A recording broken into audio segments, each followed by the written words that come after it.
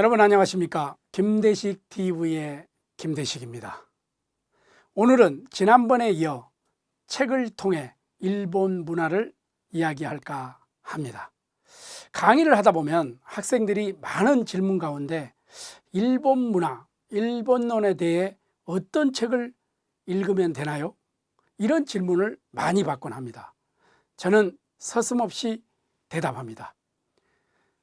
첫 번째는 루스 베네딕트의 국화와 칼을 추천하고, 그리고 우리 이어령 선생님의 명저 축소지향의 일본인, 이 두 권을 반드시 권하고 학생들에게 꼭 읽도록 얘기를 합니다.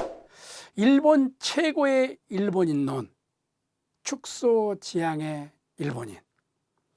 일본의 저명한 시사 정론지인 프레지던트라는 잡지가 있죠.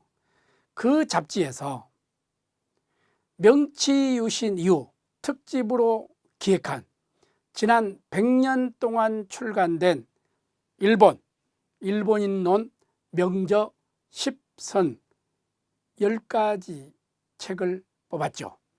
그 10권 속에 들었던 바로 그 책이 자랑스럽게도 우리나라 최고의 지성 중 한 분으로 불리우는 이어령 선생님의 축소지향의 일본인이 뽑혔습니다. 이 책은 축소의 논리로 해부한 최고의 일본인론, 일본 문화라 하겠습니다. 저자는 이를 통해 일본에 의해 지배되었던 과거의 어두운 이야기는 잘 알고 있으면서도 정작 그들이 누구인지를 잊고 사는 사람들에게 일본을 지적 용기를 가지고 떳떳이 바라보는 시각을 전해주고자 했다고 말할 수 있습니다. 축소지향의 일본인은 일본과 일본인에 대해 쓰인 세계적으로 유명한 저서들과 한자리에 놓이며 일본인들을 감탄케 한 문화론으로서 서구인들의 저작물에 내놔도 뛰어나게 앞선 것으로 정평이 나 있다, 이렇게 말할 수 있습니다. 저자 이어령 선생님은 그동안 일본인들이 서구적인 것을 추구하고 또한 자신들의 동양의 대표인 양 여겼던 착각을 깨닫게 해주고, 빵과 밥이 아닌 밥과 밥을 문화 비평의 잣대로 삼는 만큼 한나라의 국민에 대한 정교한 분석을 행하고 있다고 할 수가 있습니다. 축소지향이라는 하나의 키워드는 일본의 고전, 역사, 현재의 과학기술 분야를 모두 아우르는 근본적인 개념이며, 이를 총 6장으로 나누어 기납적인 방법으로 일본인의 의식을 분석합니다. 1, 2장에서는 빼어난 분석으로 일본인이 부채나 가면, 도시락 등의 세상을 축소하는 풍경을 담아내고, 3장, 4장에서는 일본 문화 저층부에까지 침투해 치밀한 논증을 펼치고 있습니다. 5장에서는 논의의 폭을 넓혀 일본인들이 산업 문화에서도 축소지향의 잠재적인 의식을 많이 표출하고 있음을 보여주고 있습니다. 마지막 6장에서는 일본인들이 축소지향에서 확대지향으로 지향하는 방향을 바꾸었을 때 그들 역사에 있어서 뿐만 아니라 세계 역사에 있어서도 불행을 가져왔다는 경고 또한 잊지 않고 있습니다. 축소지향의 일본인은 누구나 무난히 읽을 수 있는 일본 교양서로서 결코 가볍지 않으면서 깊이 있고 재미있고 읽기 쉽습니다.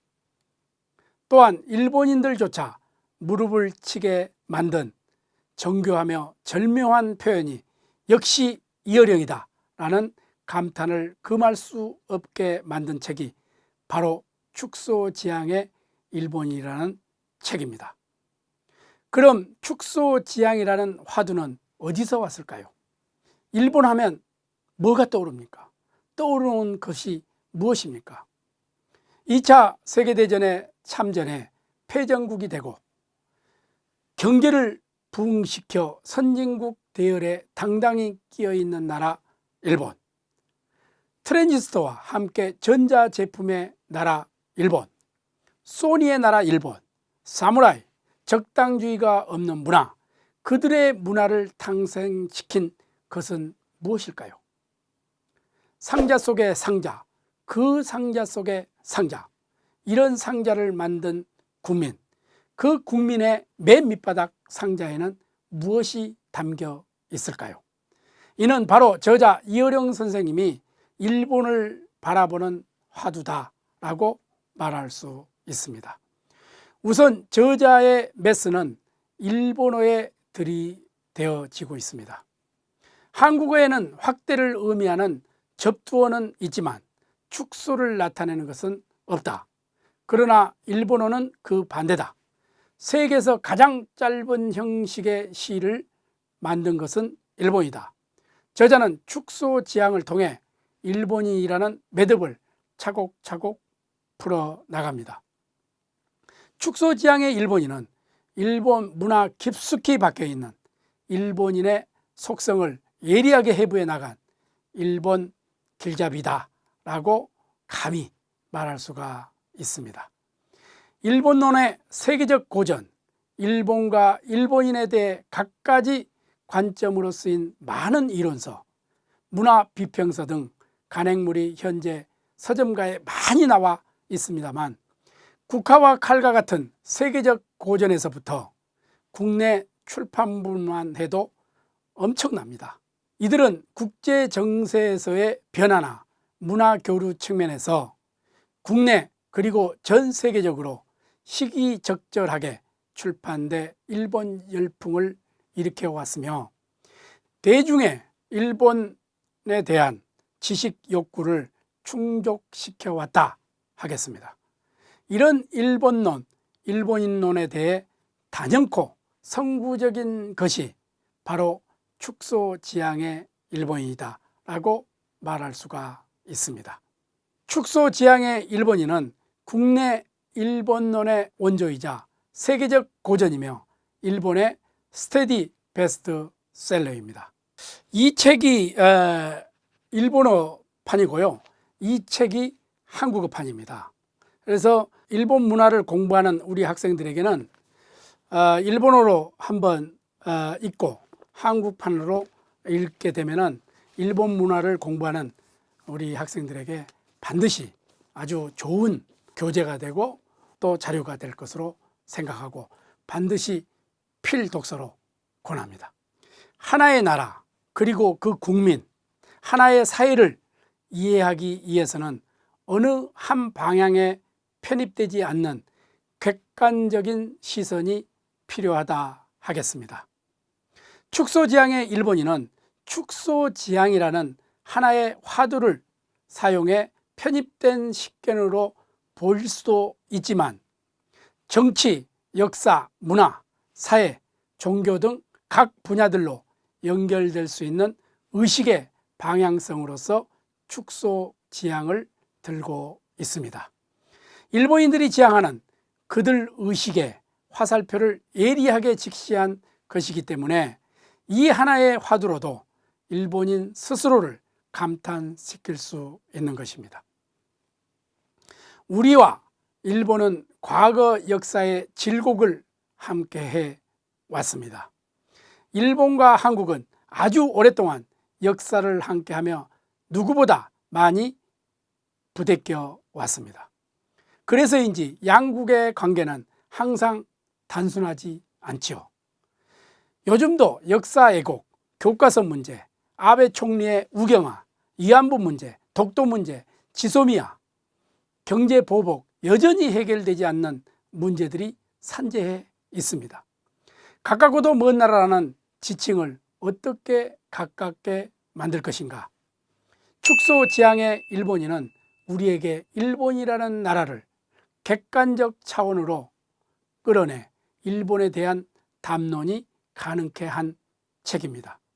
저자가 어린 시절 일본 식민지 교육을 받은 체험을 바탕으로 선별한 키워드가 이 책의 타이틀인 축소지향이다, 이렇게 이해하면 될 것 같습니다.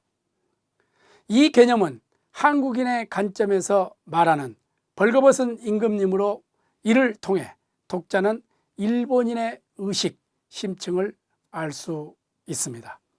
일본을 제대로 아는 자가 우리에게 있다는 것은 얼마나 다행한 일인지 모릅니다. 또한 작가 이어령 선생님은 일본에 대한 애언 혹은 경고도 서슴지 않고 있습니다. 일본은 확대 지향적이었을 때 언제나 패배했다. 도요토미 히데요시가 임진왜란을 일으킨 것이나 태평양 전쟁을 일으킨 것은 모두 실패하고 말았다. 그들은 확대 지향성을 가슴속에 방목하고 있는지도 모른다. 일본은 그들의 축소 지향성이 확대 지향으로 변할 때 주변 국가에게도 위험을 주었다. 그들의 뛰어난 문화는 모두 축소 지향에서 비롯된다. 확대 지향이 될 때 그들의 섬세한 성품은 변질되고 만다. 참다운 대국이 되고 싶으면 더 작아지지 않으면 안 된다. 도깨비가 되지 말고 난쟁이가 되어야 일본은 더욱 빛날 것이다 라고 가감없이 작가 이어령 선생님은 이 책에서 말하고 있습니다. 여러분 어떻습니까? 저는 축소지향의 일본인에서 매우 독창적인 일본 문화론을 전개했다고 볼 수 있습니다. 오늘은 여기까지 하겠습니다. 끝까지 시청해 주셔서 감사합니다.